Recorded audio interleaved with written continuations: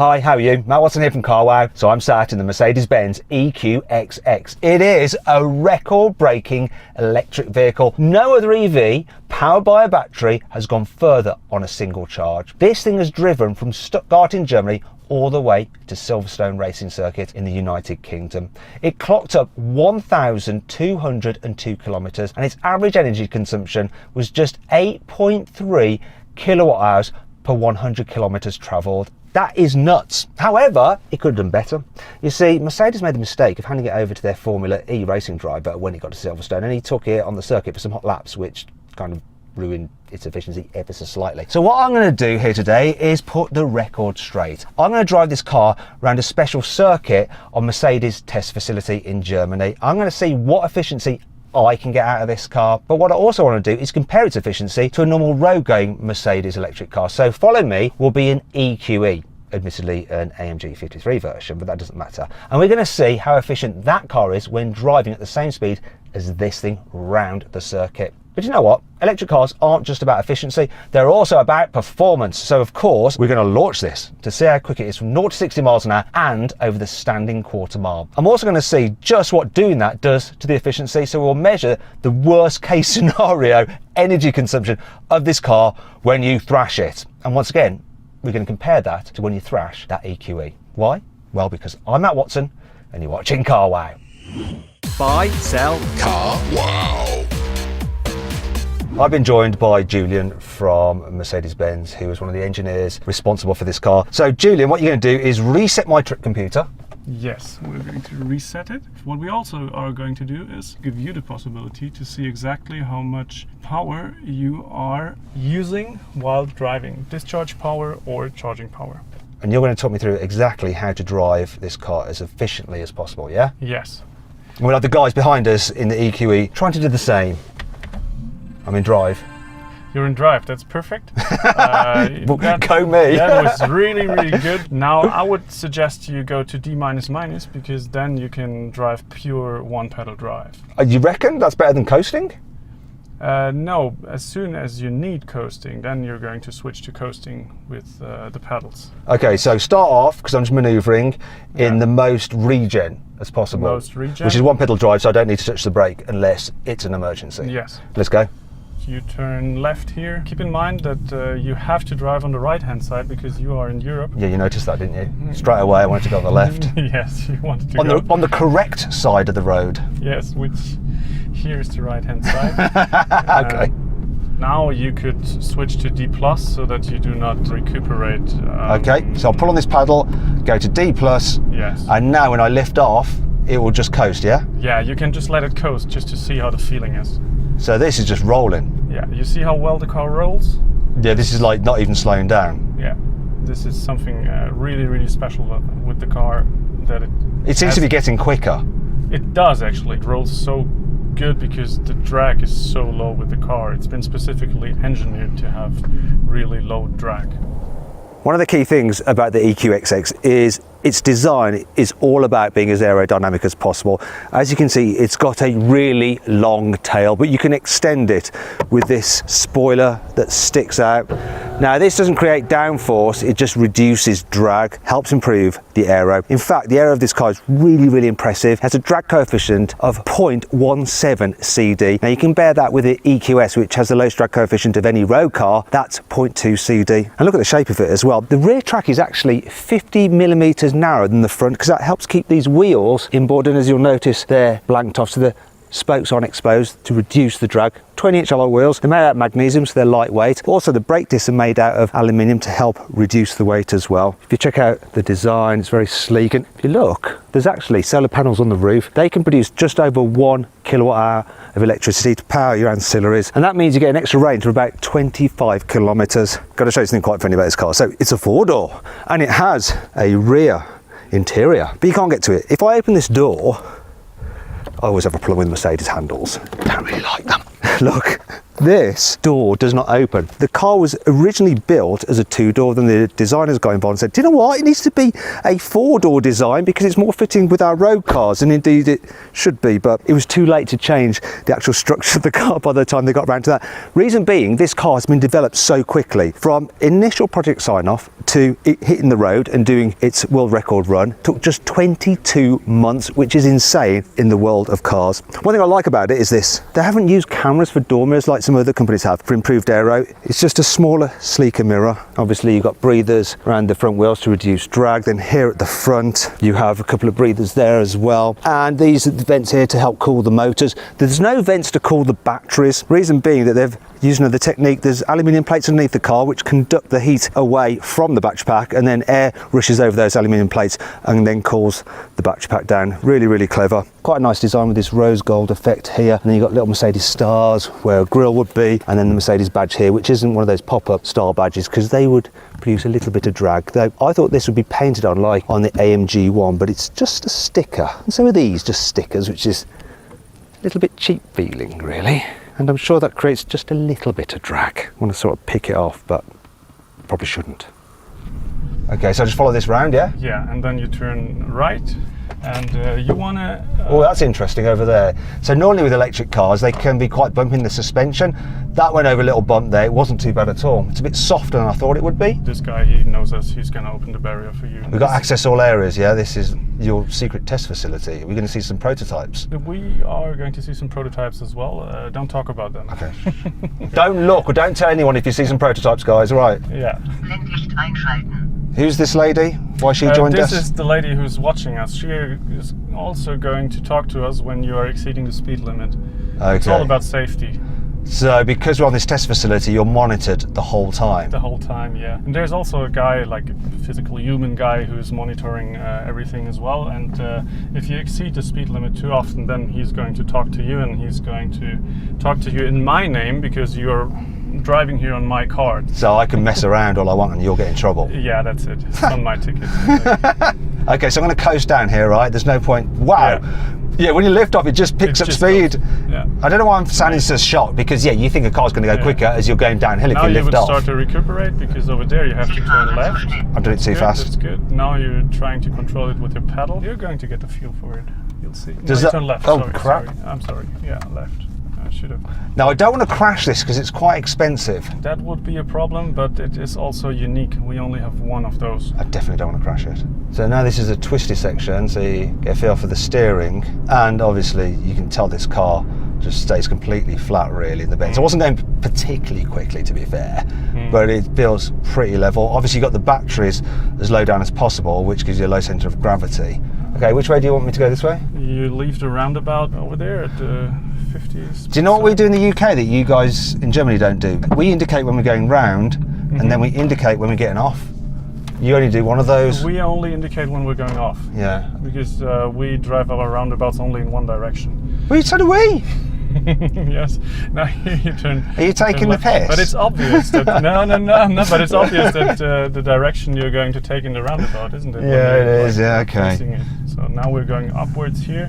There you are allowed to drive 100. 100 kilometers an hour. Okay. Yes, so I'm going to build it up steadily though, because we're going uphill. We don't want to. Yes, you build up with around 30 kilowatts, which is good then. Okay, so I want to keep this kilowatt usage in between what parameters? I would say in between 20 and 35 is good with what we have here. So overall, the slower is better. So if I would go at walking pace, I would go further. So when you did your run, if you'd have done it all at 10 kilometers an hour, it would have taken longer, but you'd have gone further. Yeah, way further. But this 20 to 30 is like optimal for performance and energy consumption. Is that what you're saying? Okay. Yeah. So how are you finding my regen? Am I a little bit too... The speed of the car is not smooth enough. Now you go to D+, please. Okay. Let it roll down. Roll here. in. It's picking then up speed. It's going to pick up speed. Yep. You catch the speed when you go upwards.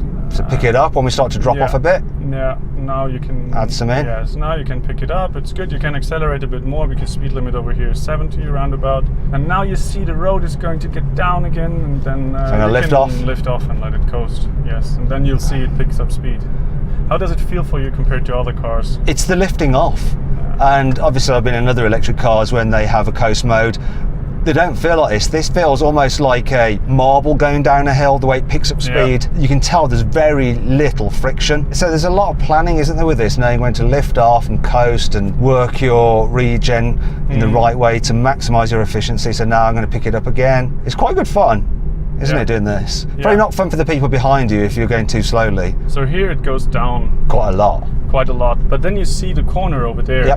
So you don't want to pick up too much speed, because the corner, 70-ish is a good speed. Might bring in a little bit of regen here. That's it, So 70 into this corner, so just and cruise then at 70. Constant cruise at 70. Okay, let's see how it does going into this.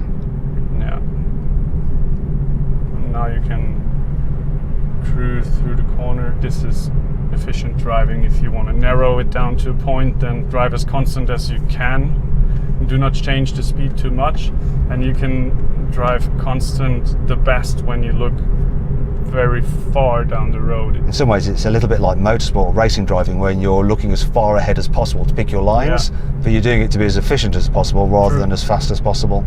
The EQXX has a very special battery, and this is it. It's been built with the help of Mercedes Formula One team, and it's really, really compact. You see, this has 100 kilowatt hours of capacity, which is about the same as the Mercedes EQS. However, the volume of this battery is about half the size of the EQS's. It's also 30% lighter, so it weighs in at 495 kilos as opposed to 650 kilos. It's also very efficient, so a normal electric car will use about 90% of its battery capacity for propulsion. The remaining 10% is used for ancillary stuff such as your sat-nav and your air conditioning. However, everything about the EQXX is so efficient that 95% of the battery's power can be used for propulsion, only 5% for those other bits and pieces. And the power itself goes to a single rear-mounted motor which puts out 244 horsepower. It's good for a top speed of 87 miles an hour, which is 140 kilometers an hour. As for the acceleration, well, I'm going to do a launch with the car in a bit, so I'll find out exactly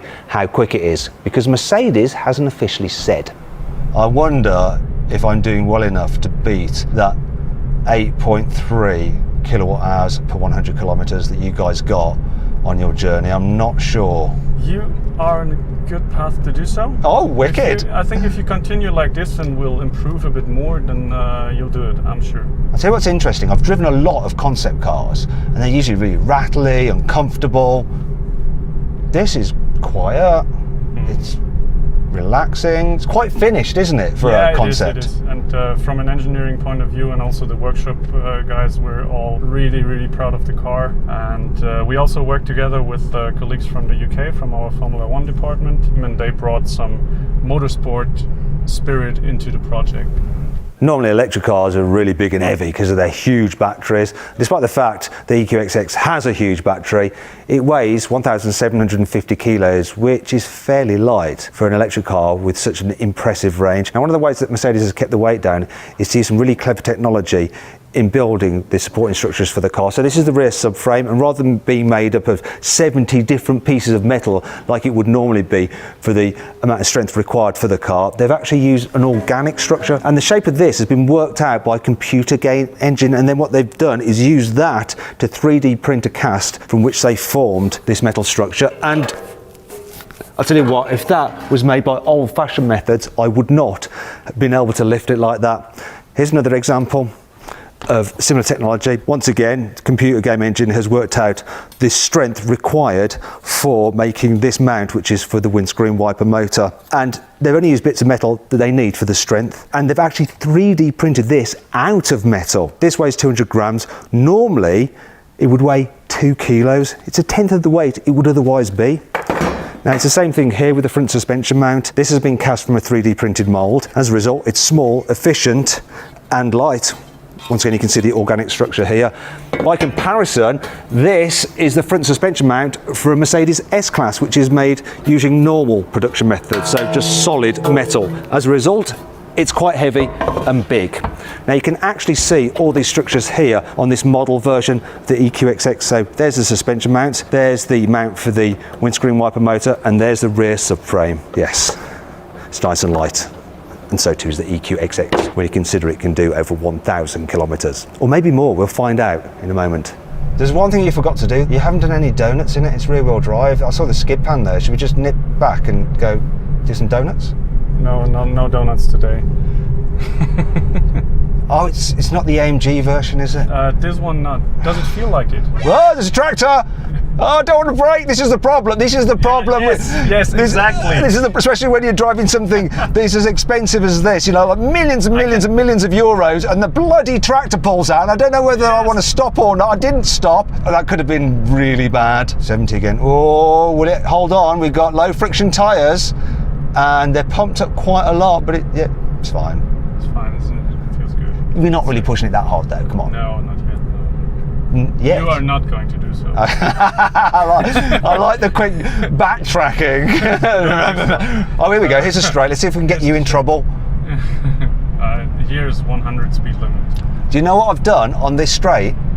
I've actually launched a load of classic Mercedes, some of them which were worth millions. Now, if you want to watch that video, just click on. Oh, sorry. You can let the car do the job. No, that's okay. Just long press on the right one. Now you see the auto.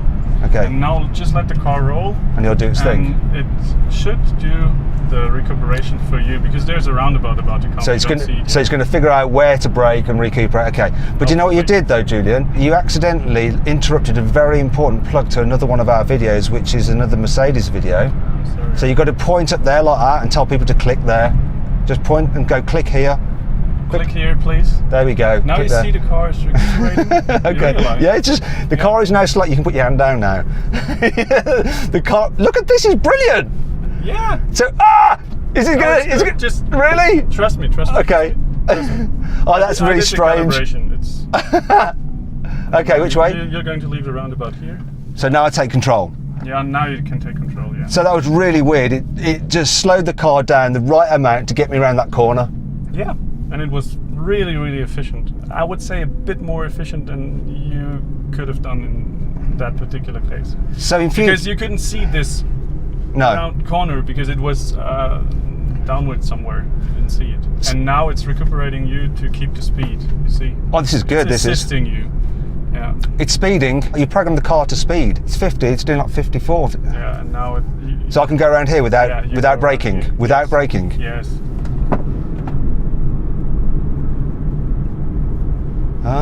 You see, we've built up some trust. Yeah, it's good. I trust you now. It's good.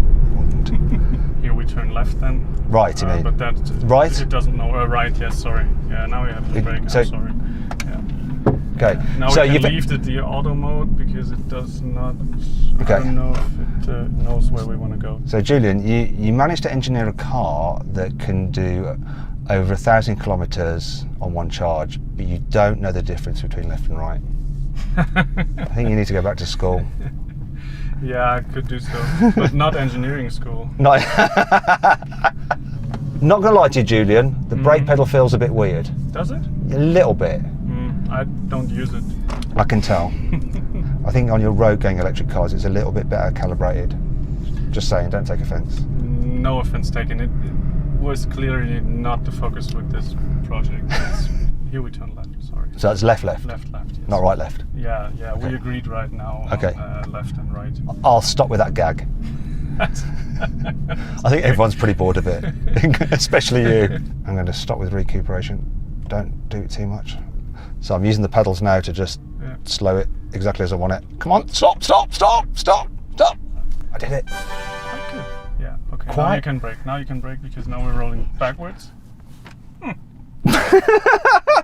I'm really interested to see exactly how efficient I was and find out exactly how I did, how I compared to when you guys did it on the road, and how this car compared to that AMG. And then after we've done that, we're going to launch them.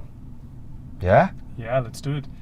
Okay, so we've got the details of all my driving data here, and we can see that I drove for 15.74 kilometers, an average speed of 45 kilometers an hour, and my average consumption was 8.2 kilowatt hours per 100 kilometers. And when you do the maths based on the battery capacity, I would have driven on a full charge a total of 1,220 kilometers. So further than you did out on the road.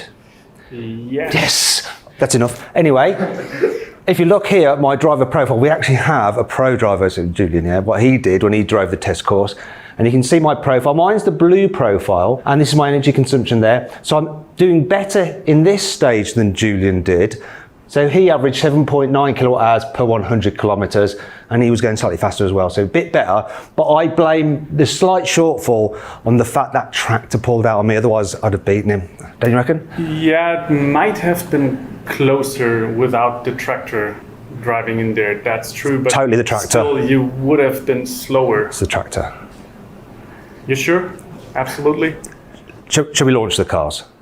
Let's launch the cars. Oh, before we do though, the AMG EQE, so that averaged 19.9 on the same route. On the same route, which is quite a bit more. And when you work out its battery capacity of 90.6 kilowatt hours, that means that would have done 455 kilometers on a single charge. So going more than twice as far. Anyway, now let's launch them. Okay, now we're going to launch the Mercedes-Benz EQXX to see how quick it is from 0 to 60 miles an hour and over the standing quarter mile. Unfortunately, I can't drive it because I'm not insured on this segment of the test track, so we're going to get Julian to do it, so it's all on you. And what we're going to do is measure the time, but also we're going to measure the energy consumption as well. Right, I'll count you in. 3, 2, 1, go. Oh, a bit slower than I thought it would be off the line. So 0 to 60 is coming up. Now, 7.51. What is the quarter mile though? Keep pushing, come on. So the power drops off at the top end, but we've got a quarter mile time of 15.87 seconds. So hard brake, because we don't want to do too much regen. And what was that energy consumption? 38.6. Ooh, 38.6 kilowatt hours per 100 kilometers. Yes. I'm much more efficient than you. You're rubbish. Yes, well, it was a different driving profile, I would say. No, I won't. I totally won't. So what I found interesting was that it was quite slow feeling off the mark, but the time we put in for 0 to 60 was respectable, 7.5. But if you just floor it now, go on, hit the accelerator fully. Yeah, the pickup is better, isn't it, once you're rolling? So when you need to overtake a car, it's faster than that number of 7.5 suggests. So for overtaking, it's like the low end torque is not that high of the car because it's engineered for highway speeds. The power of the car with 180 kilowatts is quite high, but you only get that power from above a certain speed. So if I do full throttle right now at 30 kph. Well, let's just test it with my special G measuring device here. Go on then, so floor it. Yeah, that's better, isn't it? Yeah, and when I get faster, it's getting even better. Yes. So look at this is science. Yeah. Do you use one of these in your testing while developing the car? Yeah, always, but they are calibrated a bit more thoroughly than yours.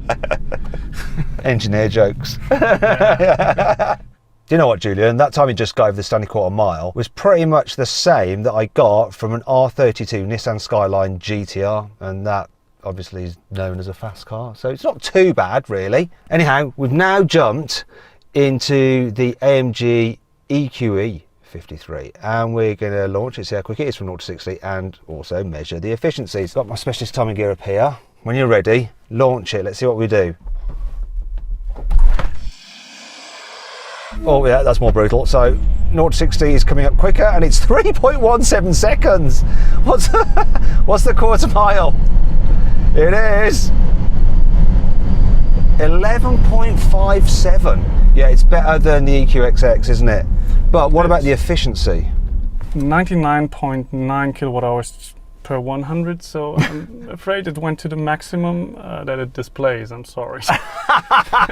So basically, do you think it went higher than 99.9 then? I'm absolutely sure. What do you reckon, using your engineering knowledge and expertise? Might be double it. I really? mean, we have been way faster than 140, and you have to take into account at those high speeds, the drag is way higher because the air drag goes into the calculation in the square of it, of the speed, you know. So the air drag force at 200 is 4 times the force. Then you have to go at 100. It's less efficient. Yes, but we have been faster. I mean, it's less efficient and we have been faster. And I mean, obviously you need to put energy in there to get fast. So we did not drive exactly the same trajectory speed-wise, so it's hard to It's compare less them. efficient. There we go. But the acceleration is good. Like Floor it really on here now as well. good. Let's see the pickup compared to the EQXX. Yeah. Yeah, well, I'm yeah. sorry. Do you know what? It's really quick, isn't it? Considering it's a 53 model and not a 63, it's really pretty quick. It's awesome. Let's do it again. No, don't. Because I No, don't want to. okay, I'm Go on, do sorry. it again. In fact, wait. Right, ready? Go. Take care of your nose. Go on, see if you can bash me in the face with it. Go on. Yeah. Go on, do it. Do it again. I like hurting myself. Now, if you want to hurt me again, you can, but it's whether you really want to hurt me again. Yeah, once more. I'm sorry. That's a bit kind of weird. It got a bit S&M there, didn't it, Julian? Let's just wrap this up here. Anyway, I hope you'll enjoy the video. If you did, give it a like. Let me know what you think of the EQXX in the comments below. Click on those windows there, right, for some more videos, and click on that box there to go to carwow to see how much you can get for your car. You just upload some photos, give a brief description, and our dealers will bid on your car. And on average, 83% of the people get better prices through carwow. Thanks for watching.